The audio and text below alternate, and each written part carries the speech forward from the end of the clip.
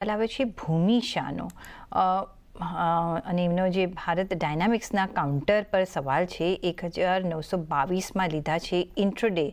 અને short term શું target બને છે BEL Reliance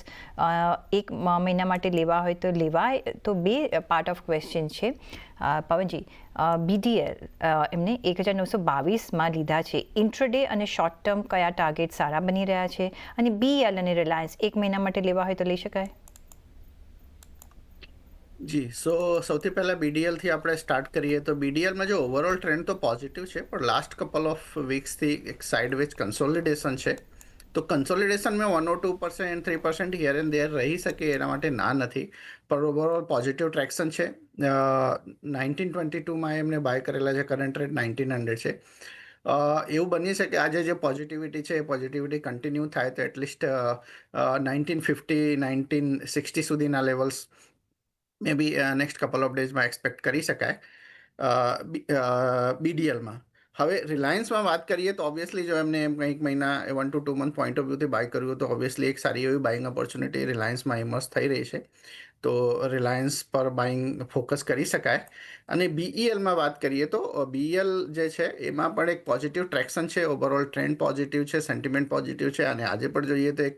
again new all time high આજના ડેટમાં જ રજિસ્ટર્ડ થયું છે અને જે રીતે મોમેન્ટમ છે એ મોમેન્ટમમાં ધ્યાનમાં રાખીને ચાલીએ તો મે બી સ્ટોકમાં પોસિબિલિટી છે કે 425 430 સુધીના લેવલ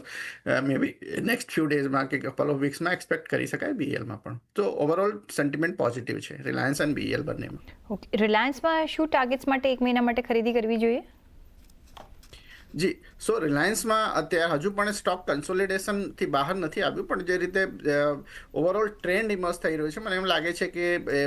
બ્રેકઆઉટ આવવો જોઈએ મીડિયમ ટર્મ વાત કરીએ જો એક મહિનાથી 1 to 2 મંથ પોઈન્ટ ઓફ વ્યૂથી તો ફર્સ્ટ ટાર્ગેટ બનશે અપ્રોક્સિમેટલી 1530 અને એક વખત એ લેવલ ક્રોસ કરશે તો મે બી 1600 સુધીના પણ levels May B next 1 to 2 મંથમાં કે 3 મંથમાં રિલાયન્સમાં એક્સપેક્ટ કરી શકાય ઓકે અને બીજું મારે પૂછવું હતું તમને બીડીએલ છે એ ઓફકોર્સ તમે ઇન્ટ્રડે માટે સજેસ્ટ કરો છો એમની જે આજે 1922માં એમને ખરીદી છે ઇન્ટ્રડેમાં આજે શું લેવલ્સ જોઈ રહ્યા છો તમે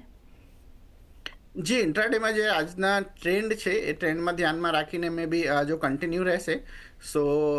1935 સુધીના લેવલ્સ મે બી ઇન્ટ્રાડેમાં બની શકે છે ઓકે તો ભૂમિ તમારા માટે ચોઇસ છે જે રીતના અત્યારના ટ્રેન્ડ ચાલી રહ્યો છે તો ભારત ડાયનામિક્સ કદાચ 1935 સુધી આજે ઇન્ટ્રાડેમાં જઈ શકે છે નહીં તો નેક્સ્ટ વીકમાં તમને 1950 સુધી જોવા મળી શકે છે પણ જો તમારે વધુ તમે વેઇટ કરો 2-1 મહિના સુધી તો તમને 1960ના લેવલ્સ મળી શકે છે રિલાયન્સ અને બીઈએલમાં તમે ખરીદી કરી શકો છો 1530